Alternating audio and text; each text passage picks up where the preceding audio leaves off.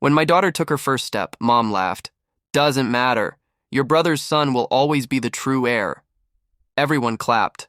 I simply smiled, picked up my child, and walked away. 2 weeks later, the calls came, panicked, furious. Why did the college fund and savings vanish overnight? I answered calmly. Looks like the one you dismissed took back what she built. Stop pretending you did anything for this family, Leo. Dad's voice cut through the clinking of wine glasses. Mom froze mid-bite.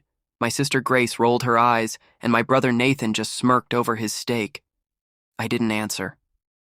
I just sat there, feeling the same chill that had lived in this house for years.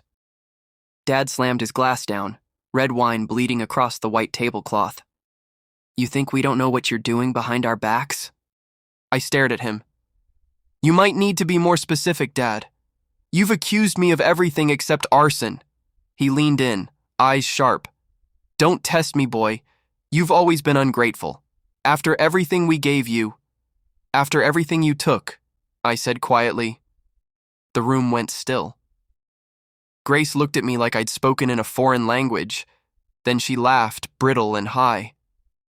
You mean the tuition you never finished using? Please. Mom whispered, Leo, not tonight. But it was already too late. The moment cracked open like glass. My name's Leo Marchand. 27, oldest son. Quiet disappointment, the one who kept the peace long enough to choke on it. I used to think silence was strength, that if I didn't argue, they'd see I wasn't the problem. Turns out, silence just made me the perfect target. They thought I'd stay quiet forever. They were wrong, because I knew something they didn't. Something that had been sitting in my email drafts for 2 months, waiting. The picture-perfect family.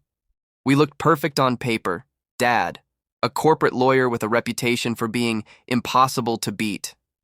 Mom, a socialite who smiled through every scandal. Nathan, the golden boy, Stanford grad, trust fund, family favorite. Grace, influencer, always collaborating with brands she never paid back. And me, the one they kept in the photo but cropped out emotionally. Grace leaned across the table. So, Leo, are you still working that boring finance job? Or did you finally get fired like last time? Dad laughed. He's probably still counting pennies while his brother manages millions. I sipped my drink and smiled. You're right. Nathan manages millions. Shame most of them aren't his. The laughter stopped. Nathan's fork paused midair. What's that supposed to mean? I just smiled. You'll find out soon. The fight built slowly. Grace's insults turned into accusations. Mom tried to play peacemaker, wiping tears that never actually fell. Dad, drunk on control, pointed his finger at me. You're jealous. That's all you've ever been. Jealous? I said. Of what? Fake smiles, hidden debts, and a father who signs his son's name on fraudulent accounts? He froze. Even the air in the room seemed to stop breathing. Mom's fork hit her plate with a clink. Leo, that's not true. Oh, it's true, I said, voice calm. And you know it. You signed off on it, too. Her eyes darted to Nathan. There it was. The slip. The crack. I'd been waiting for that look. Dad stood. You have no idea what you're talking about, don't I said. You used my name for the offshore fund, didn't you? The education trust for Nathan? Grace's eyes went wide. What are you saying? Mom whispered. Stop, Leo, please. But I didn't. I'd spent years letting them talk over me, silence me, embarrass me in front of guests, call me lazy, ungrateful, dramatic. I leaned back. You always told me to keep quiet to protect the family. But tell me, who's protecting me? No one spoke. Then I said the line that shifted the air completely. Don't worry, the IRS will figure it out soon enough. 2 years ago, I covered for Dad's mistake. He'd taken money out of my college fund, over $80,000, to help Nathan start a business. When I found out, he said, "Family helps family. You'll get it back." I never did. Instead, I got blame for every missed mortgage payment, every rumor, every tension. They used my credit, my name, my patience. until I stopped recognizing myself in the mirror. The night I confronted him, he said, "You owe me everything you are." That's when I realized I owed him nothing. Grace finally shouted, "You can't just accuse us of crimes." "Oh, I can," I said, "because I have proof, emails, bank transfers, screenshots, even your little influencer brand that Dad's firm helped register under my tax ID." Her mouth dropped open.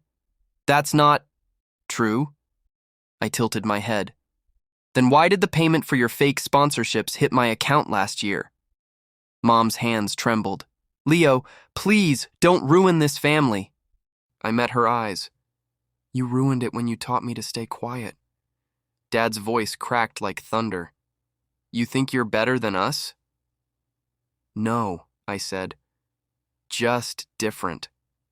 The house was chaos. Grace crying, Nathan shouting, Mom praying under her breath, Dad pacing, calling his lawyer friend who didn't answer. I stood up, pushing my chair back slowly. "You always said silence keeps the peace," I said. "But peace built on silence isn't peace. It's rot." They all stared as I walked toward the door. Dad's voice followed me, shaky and furious. "You'll regret this." I turned slightly. "No, you will." I packed that night. Just a duffel bag and a hard drive. As I left the driveway, the mansion lights glared behind me like eyes that refused to blink. My phone buzzed nonstop. Calls, messages, threats, pleas. I didn't answer any. 2 days later, the news broke. The Marchand Family Trust was under federal audit, accounts frozen, assets reviewed, and for the first time in my life, no one called me the problem. A month later, I sat in a small apartment on the edge of the city. No marble floors, no silver cutlery, just quiet, and peace that didn't demand a price. Sometimes I'd think of them. The way Mom used to fix my tie before ignoring me. The way Dad's approval always dangled like bait. But mostly, I thought of what I'd finally gained. Freedom. Dignity. A voice. They lost money. I lost illusions. We both got what we deserved. I whispered to myself, half a smile on my face. For the first time, I don't carry their weight anymore. If you were in my place, would you forgive them or walk away forever? Comment your thoughts. Your story might help someone else heal. Don't forget to subscribe for more real emotional stories, because sometimes silence isn't peace. It's just the space before the truth speaks.